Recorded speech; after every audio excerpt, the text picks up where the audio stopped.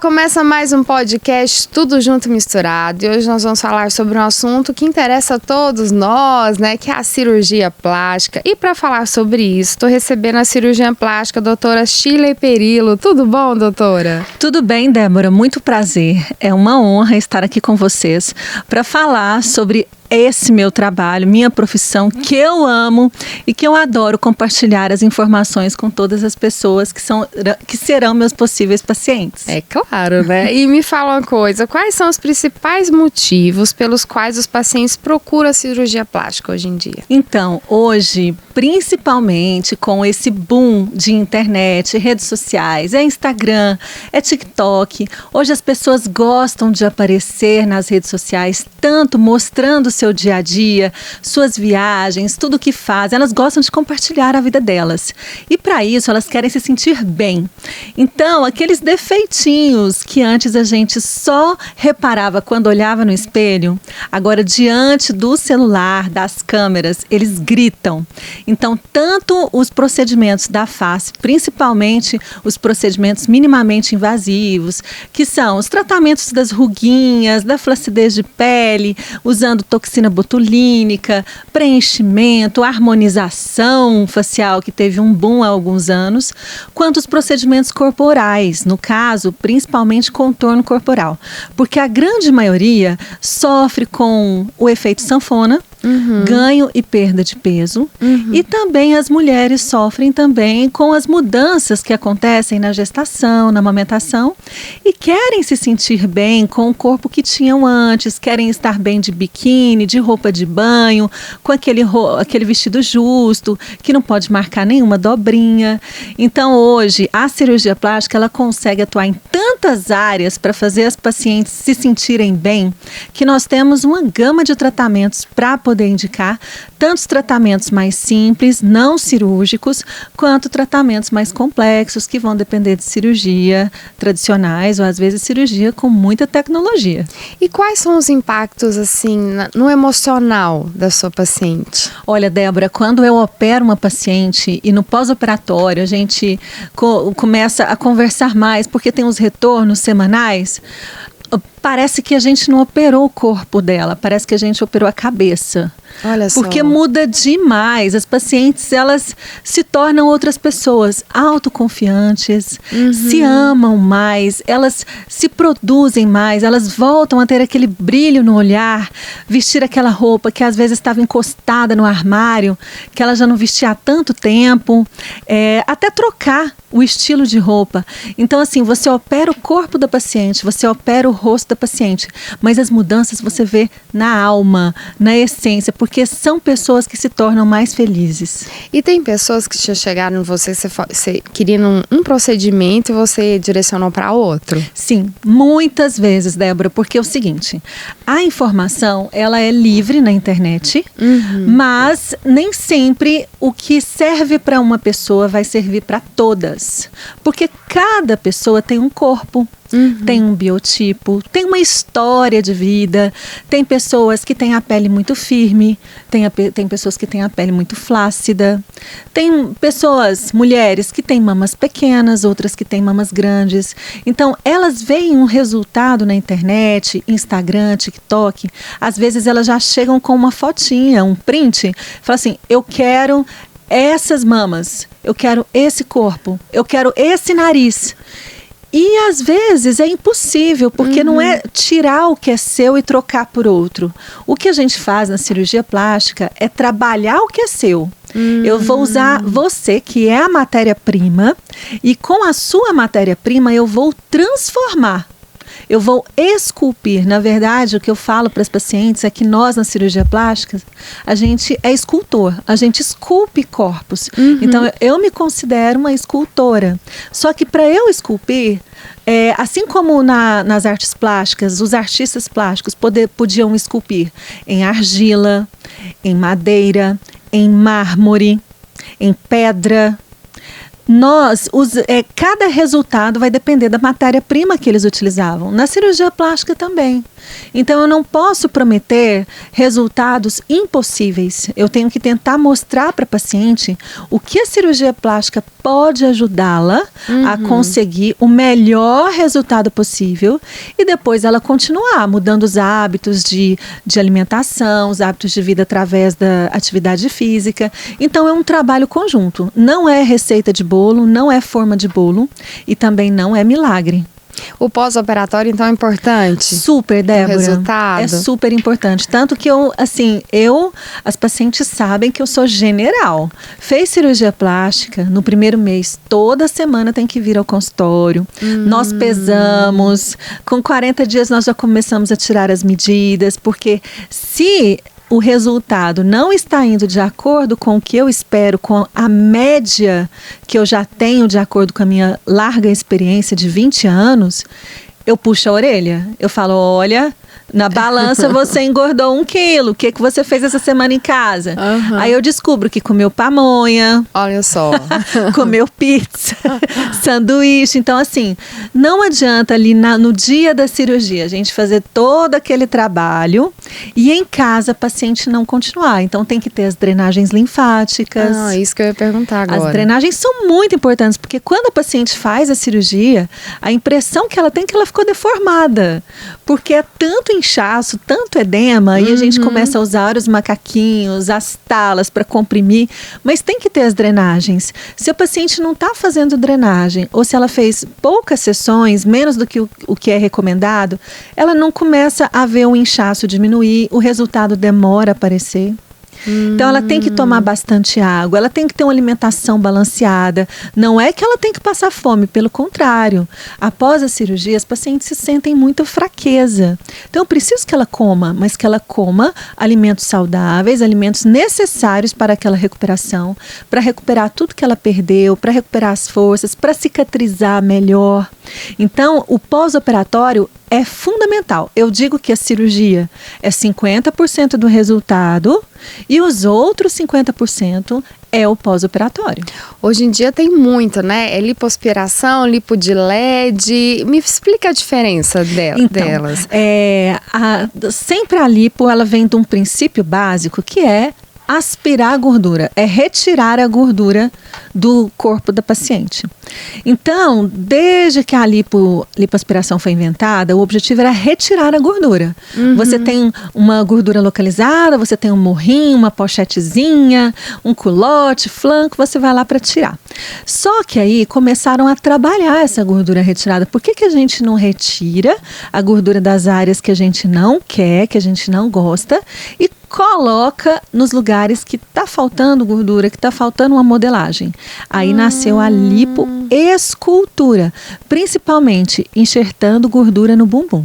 Então nós retirávamos toda a gordura da paciente e aí a gente injetava essa gordura no bumbum. Depois, agora mais recentemente, de uns 5 anos para cá, um pouquinho antes da pandemia do Covid, as técnicas começaram a ficar um pouquinho mais interessantes. Porque agora as pacientes não querem ser só magras, sem gordura. Elas querem ser desenhadas, esculpidas, elas querem aquele corpo atlético, que às vezes ela malha na academia. Não adianta. Não consegue. Eu falo que tem uma gordurinha que você pode andar daqui à África, quando chegar lá na África, ela vai falar, oi, tudo bom? E aquela barriguinha definida, sequinha, com os gominhos, com os músculos saltando, começou a ficar moda, objeto de desejo. Então, o que nós, cirurgiões, começamos a fazer? Além de retirar a gordura, nós vamos desenhar os músculos no abdômen. Desenhar a barriga como se a paciente fosse uma paciente malhada. Daí veio o termo lipo LED, que é lipo de alta definição. Então, na verdade, a gente não vai retirar toda a gordura, não. Na lipo LED, lipo LAD, lipo HD, a gente não retira toda a gordura. A gente deixa um pouco de gordura, porque a gente precisa deixar um pouquinho de gordura para fazer as sombras dos músculos, principalmente no abdômen. Mas não são todas as pessoas que são indicadas, não. Tem que ser aquela paciente assim. Na verdade, a gente diz que a lipo LED ou lipo de alta definição, ela é indicada para pessoas magras que têm o IMC, que é o índice de massa corporal, ou uma porcentagem de gordura, vamos dizer assim, para ficar mais fácil compreender, de até 20% de gordura. E 20% é muito pouco, é um UPA para conseguir chegar nos 20%.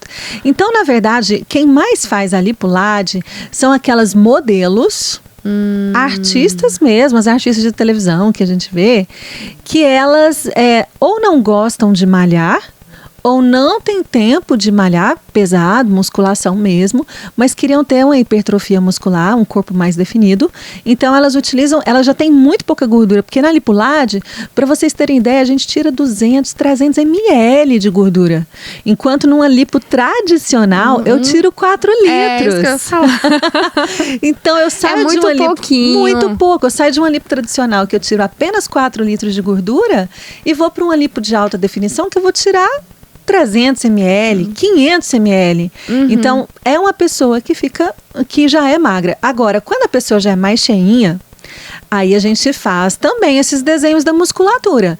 Só que aí não vai ficar alta definição. Vai ficar uma definição moderada. Entendi. Você consegue ter uma definição, mas não daquela foto de propaganda do Instagram, do TikTok. Aí fica uma definição moderada. E a abdominoplastia? Tem 2 tipos de abdominoplastia? Uma total, ou pequena, ou não? Tem, assim, na verdade, a abdominoplastia já é uma cirurgia para tratar a flacidez de pele. Seja flacidez porque a pessoa emagreceu demais ou porque ela teve filhos, aí ficou aquela barriguinha na cesárea. Então, nós temos 2 públicos.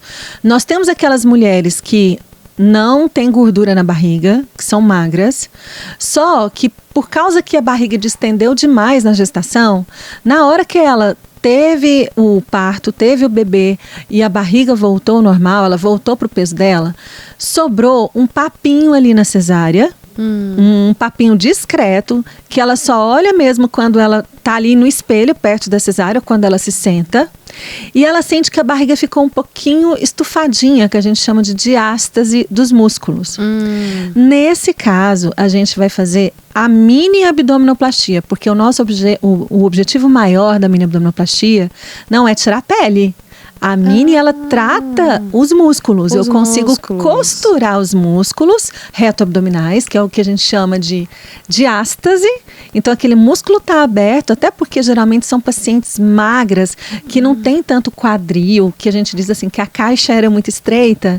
Então, a barriga ficou muito grande na gestação. Então, na mini abdominoplastia, eu consigo costurar esses músculos e tirar aquele papinho de pele que fica ali perto da cesárea. Que quando ela coloca biquíni incomoda. Isso é o mini.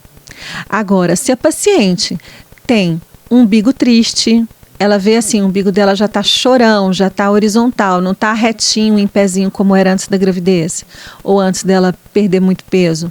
Se a paciente, quando senta, tem várias dobras na barriga, tanto acima do umbigo quanto abaixo do umbigo, aí é um caso de abdominoplastia total, infelizmente. Porque aí nós vamos ter que, além de costurar os músculos reto-abdominais, nós vamos ter que esticar essa pele, porque está cheia de dobras de pele. Então, a abdominoplastia, ela consegue retirar a flacidez de pele. A mini abdominoplastia, não. Doutor, e como que você faz para adequar a expectativa da paciente à realidade dela no seu consultório? Débora, é super importante essa pergunta, porque às vezes a pessoa, ela manda mensagem no direct, no WhatsApp, só querendo saber o preço da cirurgia, mas sem me dar a oportunidade de eu examiná-la, fazer o exame físico e entender as queixas e as expectativas dela. Então, na consulta, eu vou examinar a paciente. Então, a gente tem pacientes baixinhas, tem pacientes altas, a gente tem pacientes de 60 quilos, de 70 quilos, de 50 quilos, de 80 quilos. Tem pacientes com mamas pequenas, mamas grandes, mamas em pé, mamas caídas. A gente tem paciente de todo jeito. Depois que eu examinei, que eu entendi qual que é a dor dela, o que está incomodando quando ela se olha no espelho, eu vou procurar nos meus arquivos, no meu portfólio pacientes que têm o biotipo semelhante ao dela, que eu operei e o resultado que ficou, que são as famosas antes e depois, fotos de antes e depois. Então, na consulta, faz parte da consulta, eu mostrar para a paciente, uma paciente parecida com o caso dela, parecida com o corpo dela, como que era antes da cirurgia e como que ficou 2 meses depois da cirurgia. Porque aí ela vai ter uma noção do que ela pode esperar. Porque não adianta chegar lá com uma ilusão, né? Porque não adianta. Não vai ser aquilo. E ela acaba se frustrando, né? Sim, às vezes, e hoje, cirurgia plástica, assim como várias coisas na nossa vida, é um investimento. É um investimento alto, tanto investimento financeiro quanto investimento de tempo e de energia. Então, eu não posso frustrar minha paciente em todos esses aspectos. Eu tenho que dar segurança para que ela faça a cirurgia se sentindo segura e que ela fique feliz no pós-operatório. Então, o que eu puder ajudá-la a decidir o melhor momento de fazer. Por exemplo, chega uma paciente, eu recebo muito, Débora, pacientes que tiveram filhos há alguns meses ou até 1 ano. Ela chega... Ai, doutora, eu já tentei todas as dietas, já tentei malhar, já fui na nutricionista, estou com 80 quilos, não consigo perder, eu quero fazer plástica.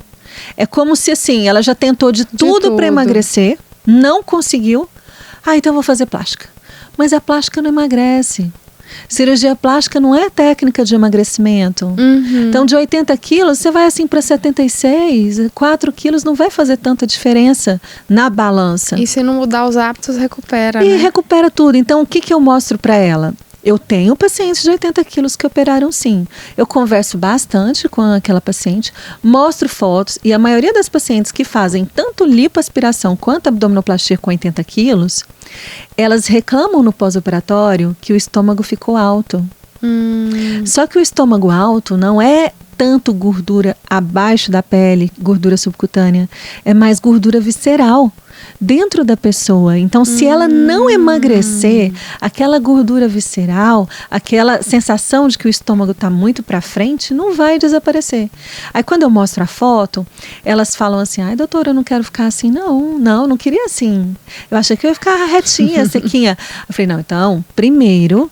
nós vamos ter que emagrecer. Você está com 80? Emagrece até os 70 quilos, que aí a gente vai conseguir fazer uma cirurgia que te dê um resultado satisfatório. E a gente tem toda uma equipe parceira de nutricionista e de nutrólogo. Isso que eu ia te perguntar. E também tem psicólogos, porque daí já prepara todo o emocional dela. A gente tem inclusive a doutora Ana Lídia, né, que é uma parceira. É a psicóloga da médica, da doutora, e ainda a psicóloga das pacientes. Então a gente tem todo esse acompanhamento holístico global para poder a gente ter o melhor resultado. Então, eu tenho uma psicóloga para preparar no pré e no pós-operatório, porque não raro nós temos pacientes que após a cirurgia já tiveram depressão, olha só, ansiedade, e às vezes nem só o psicólogo foi suficiente, eu tive que encaminhar a paciente para um psiquiatra para poder melhorar a questão do humor, a questão da dopamina, dos hormônios neurológicos que também sofrem influência após a cirurgia. Porque mexe muito com a expectativa, né? A ansiedade dela. Sabe o que mais, Débora? As pacientes no eu acho que o que mais assusta as pacientes no pós-operatório é a dependência. Porque a mulher hoje... extremamente os homens a gente nem fala, né? Mas a mulher,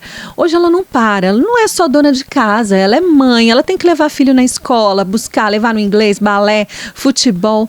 Ela tem que cuidar da casa, ela trabalha. Então, assim, ela tirar 30 dias para ela cuidar dela não é fácil. E outra, ela não consegue ver a casa de perna pro ar, menino de perna pro ar, fazendo bagunça. Então, a mulher acaba se sentindo culpada por não estar cuidando dos outros e cuidando dela. Ela se sente culpada e ela se vê assim, dependendo de todo mundo. Ela quer tomar um banho na primeira semana, ela precisa de ajuda para tomar banho, porque ela dá conta de tomar banho? Ela dá, mas às vezes vai cair a pressão, ela vai ter uma queda de pressão por causa da postura e porque está muito recente da cirurgia, ela pode ter um desmaio no banheiro. Então eu tenho que avisar minhas pacientes, não vá no banheiro sozinha. Chame alguém com você, para ir com você. Só que ela não quer atrapalhar ninguém. Ela não quer incomodar. Ela quer ir sozinha. A gente vê muito isso também no pós-parto, né? E cirurgia plástica é muito diferente do parto. Então, assim, eu acho que isso frustra muito. Então, ela precisa de ajuda. Ela precisa de ajuda psicóloga, de ter um suporte. Eu digo, a gente tem que ter a nossa rede de apoio. É isso que eu ia falar agora. A rede de apoio em casa. É o momento para cuidar de você, para a sua cirurgia ter o melhor resultado possível.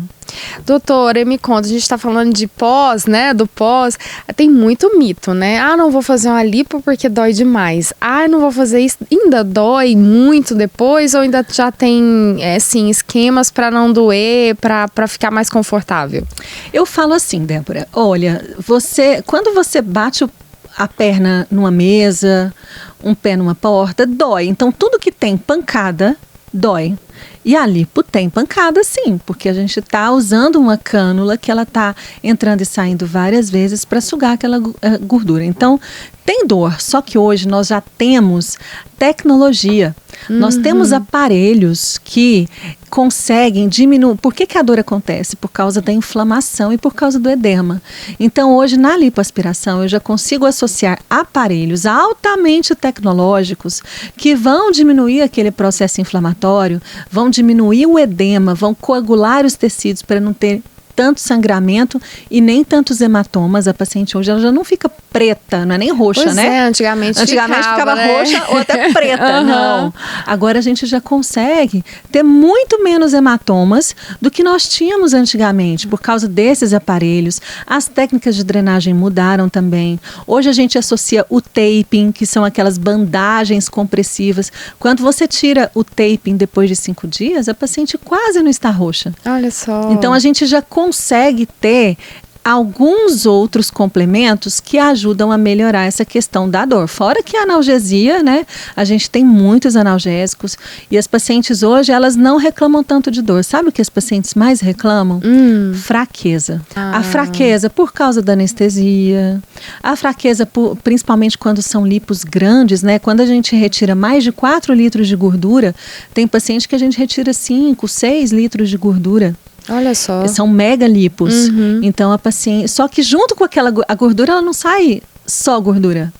Ela sai gordura com sangue. Então acaba que a paciente perde um pouco de sangue, tanto que ela nem pode fazer a cirurgia se ela tiver anemia. Ela tem que estar muito bem. A gente pede toda a relação dos exames pré-operatórios. Isso que eu ia perguntar, tudinho. É muito importante. Cirurgia plástica não é para paciente doente. É para paciente saudável, muito saudável. Então, assim, a paciente não pode operar com anemia, com nenhuma doença descompensada, com nenhuma doença autoimune, reumatológica. Então, a gente faz uma investigação completa para a paciente operar com segurança e também para nós médicos termos a segurança necessária para realizar o procedimento. E o público, doutora? São só as mulheres ou os homens também estão à procura? Os homens também gostam de cirurgia plástica, viu? É lógico que eu atendo mais mulheres, até porque as mulheres, elas se identificam comigo. Eu acho que uma mulher entende a outra, né? A gente fica com mais facilidade para falar, né? Menos vergonha. Então a gente quer mostrar aquela gordurinha naquele localzinho que às vezes a gente teria até vergonha de mostrar para um médico. Então a mulherada entra no consultório, tira a roupa mesmo, já vai entrando, chega no pós-operatório, tira tudo e tal, e não tem vergonha porque eu sou mulher. E eu já fiz cirurgia plástica, uma mulher entende a outra mulher. Só que aí elas acabam trazendo os maridos me conhecem também, os esposos, os filhos, namorados. E aí começam, principalmente o que os homens mais procuram, é cirurgia de ginecomastia, que é aquele aumento de gordura ou de glândula mamária na região das mamas, porque aí o homem quer quer ficar malhado, ele quer ir na praia sem usar camiseta, ele quer só com o short de banho, a sunga, então tem um pouquinho de volume nas mamas, às vezes uma lipoaspiração pequena resolve, às vezes tem um pouquinho de glândula mamária, a gente retira também, a cicatriz é minúscula, então eles procuram muito essa cirurgia, orelhas de abano, porque o homem ele usa o cabelo curtinho, né? Principalmente crianças, acima de 7 anos. Eu tenho uns filhos das minhas pacientes que começam a sofrer bullying na escola. Então, elas trazem, porque já começa a ter apelidos. Então, é uma cirurgia tranquila, que inclusive vai embora no mesmo dia. Então, os meninos fazem muito. Cirurgia de nariz. O homem ele é muito vaidoso em relação ao nariz. E nariz é uma cirurgia pesada pra recuperação, né? Nada. Fica roxo assim, um pouquinho inchado assim ao redor dos olhos nas primeiras 2 semanas. Mas é uma cirurgia tranquila que não precisa ficar tão longe do trabalho. Da rotina. Porque o homem também, ele não aguenta. Se você virar para um homem e falar que ele vai ficar 30 dias de pós-operatório, ele desiste. Eles não fazem, então tem que ser. Por isso que eles fazem esses procedimentos mais rápidos. E os homens de meia idade, acima de 40 anos, o que eles mais me procuram, cirurgia de pálpebras. Das pálpebras. Para levantar o olhar. Às vezes a esposa traz, a namorada traz. Eu tenho, assim, muitos pacientes, meu primo, assim, eu operei alguém da família. Alguém da família eu operei, e aí me indicou, e ele vem. Então é muito comum. E tem idade mínima? Você, por exemplo, chegar um adolescente querendo colocar silicone e tal, ou não? Olha, para cirurgias de corpo, né, cirurgias mama, tanto porque tem para colocar silicone, nem tanto vai muito adolescente, não. Vai muito paciente adolescente que tem mamas grandes. Para redução. Para redução, que as mamas cresceram muito. Só que as mamas, elas crescem até 18 anos. Então, assim, não convém você operar uma menina de 14 anos. E principalmente porque uma menina de 14 anos, ela não tem maturidade para lidar com a cirurgia. Para lidar com o pós-operatório. Porque o pós-operatório de uma mamoplastia redutora é muito complexo. Então, acaba que ela é uma criança ainda. Ela não tem a maturidade necessária para essa cirurgia. Então, eu costumo operar mamoplastia redutora com 17, 18 anos, mas eu trabalho muito a cabecinha da menina e da família, da mãe, porque precisa da rede de apoio, precisa do suporte, às vezes precisa da psicóloga também. Agora, cirurgia de orelha de abano, como eu te falei, já podemos realizar após os 7 anos, porque a orelha, ela cresce até 7 anos de idade. Após 7 anos, a orelha já tem o tamanho da vida adulta. Nariz, cirurgia de nariz, só após 18 anos. Porque ele desenvolve ainda? O nariz cresce até os 18 anos. Olha só. Então, tem essas áreas no nosso corpo que tem um crescimento diferenciado. Agora, por exemplo, chega uma menina de 16 anos querendo fazer uma lipoaspiração. Eu não vou deixar. Porque ela é muito nova. A primeira coisa que ela tem que ter é consciência corporal. Ela tem que fazer uma atividade física. Ela tem que mudar os hábitos de alimentação. Então, eu preciso que ela vá numa nutricionista. Eu preciso que ela esteja fazendo um esporte, uma atividade física. Porque, senão, ela vai ter essa ilusão muito rápido na vida dela de que a cirurgia plástica vai resolver os problemas dela. Vai querer fazer cirurgia para tudo, E não a lipo ou a cirurgia plástica não é uma opção quando ela engordar daqui a 10 anos, novamente. Não, engorda, eu faço outra lipo. Engordei 4, 5 quilos, 10 quilos, vou lá e faço outra lipo. Não fica tão boa quanto a primeira. Então, quando você faz uma cirurgia plástica, uma lipoaspiração, abdominoplastia, você engorda, não é que você volta no seu médico para você fazer novamente. Você tem que perder o peso que você ganhou, porque aí o seu resultado irá reaparecer, o resultado volta. Que legal, não sabia, olha você só. Tem uma lipo, engordou 10 quilos, você perdeu os 10 quilos, o resultado da sua lipo está ali. Às vezes você ainda pode ter uma flacidez, pode ter acúmulo de gordura em outros locais que não tinha antes. Mas naquele local que retirou, não? Não. Olha então, só. assim, a pessoa tem que emagrecer novamente. Aí depois a gente vai fazer uma reavaliação do que nós podemos melhorar, do que nós podemos complementar. Mas eu tento mostrar para as pacientes isso, que o mais difícil da cirurgia plástica é manter o resultado para a vida toda. Doutora, muito obrigada. Passou rápido o nosso tempo já. Muito obrigada, foi muito bom te receber aqui, muito esclarecedor. E você tem Instagram para o pessoal te procurar? Tenho sim. Olhem só, vocês podem me seguir no Instagram, @doutora, que é o DRA, Shirley Perillo. Não tem nenhum ponto, nenhum acento, Shirley Perillo somente, que vai ser um prazer. Eu estou sempre lá, tirando as dúvidas das pacientes, colocando fotos e mostrando vídeos das cirurgias. E hoje é quinta-feira, Às quintas a gente tem sempre a trend do momento, que é às quintas usamos onça, então eu tô sempre de oncinha na quinta-feira. E as minhas pacientes, quando vão consultar comigo, elas também vão de oncinha e a gente tira uma foto junta para deixar registrado esse momento. Que legal, viu? Muito obrigada pela sua presença. Eu que agradeço, Débora. Foi um prazer e estou à disposição para vir outras vezes. E você fica com o nosso próximo podcast. Tchau, tchau.